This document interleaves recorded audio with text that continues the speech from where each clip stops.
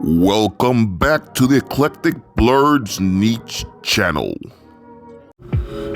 This episode is a follow-up to the previous Hood video, which is linked in the description. This is a more refined glow-up after seeing how Disney Plus's Ironheart series depicted Parker Robbins. There will be spoilers ahead, you have been warned. The aesthetics of MCU Parker should be adapted to his 616 counterpart. In my opinion, the only visual cue that currently sets him apart from any other character is the Crimson Hood. He's just an average guy otherwise. Other crime bosses have something visual to set them apart from the average Joe. Wilson Fisk stands out because of his size and baldness. Hammerhead has an oddly shaped head. Black Cat stood out due to her platinum blonde hair. Tombstone's pale skin and foul sharp teeth also allow him to stand out. So you get the picture. So in order for Robin to be more distinct, he should look like his MCU counterpart. I love the magnetic charisma that Parker radiated on the screen. It reminded me of the Lord of Darkness from Legend in the sense that they are both sinister demonic characters that lure people in with their words. He seemed to naturally attract people to his cause, while comic book counterpart relied on his street savvy and offered financial incentives. I also find it interesting that his leadership style mirrored the carrot and stick method.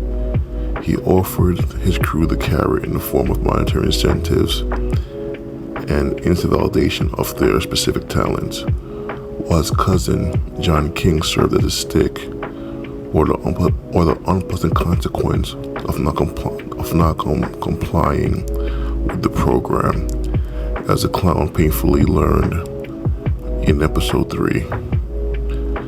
I believe that the Hood having this magnetic charisma, seductive, orator style of an evangelical preacher will set him apart from his current depiction and his rivals who rely on wealth and threats to control their organizations. Parker's recent dealings with Zaratoth and Mephisto, as well as his time spent in hell, could lead him to change his management style. And Bo, aka Lady Speedstick, the right-hand woman of the Pusher Man, could be the Mercy to his Lex Luthor. She would be an effective stick, seeing how she seamlessly handled the Runaways under BKV's run. I also love that Parker was a capable fighter outside of his guns and powers. He was able to take out the standard security goons with relative ease. I could see him becoming a more formidable fighter in the comics with the help of Taskmaster, specifically to deal with the likes of Daredevil, Iron Fist, Elektra, Spider-Man, etc. Much like his MCU variant, he could leverage his abilities like invisibility in addition to his combat skills. I love to see his skills reach a point where he's featured in an Omar from Black Nerd Problems fight breakdown video.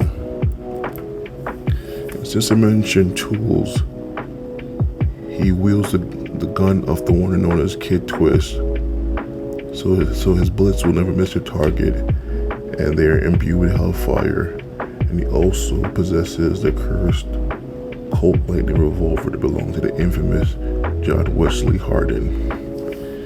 It accumulated negative energy due to its original owner and subsequent owners, and each bullet is capable of piercing most mystical barriers and afflicting its victim with a curse that causes him to bleed and lose stamina. He also carries vials of wizard ashes as a measure against magic-wielding heroes. And the Hood's recent interaction with the Darkholders cult could be his pathway to acquiring a more permanent power source. Since most beings who deal with Chthon and Chothon adjacent entities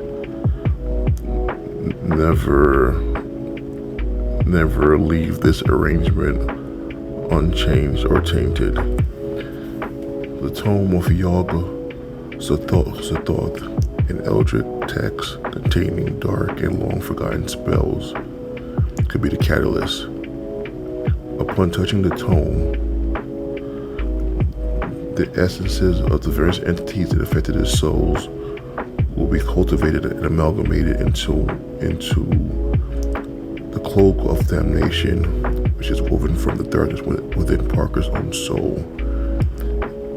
And this new hood would provide the following abilities: perfect invisibility, which will render him undetectable to all senses; levitation, lightning generation, instantaneous spell casting, which essentially allows Parker to add combat buffs to himself and debuffs to his enemies; and Peccadandi Consumptio, which allows him to consume his opponent's sin to empower himself.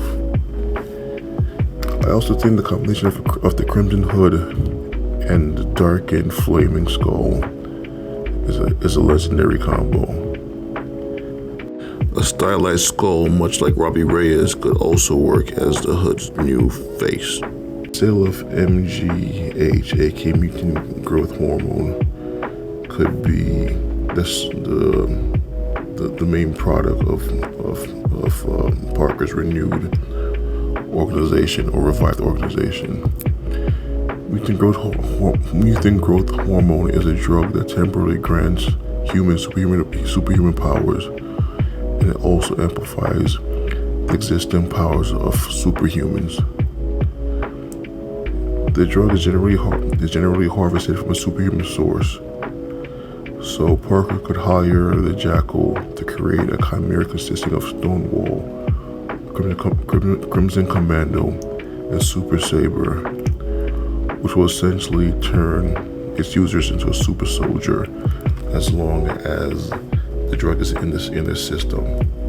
And Parker could sell this brand to other criminal groups such as the Magia families, so that their henchmen would be elevated from the regular goons to a veritable army of super soldiers.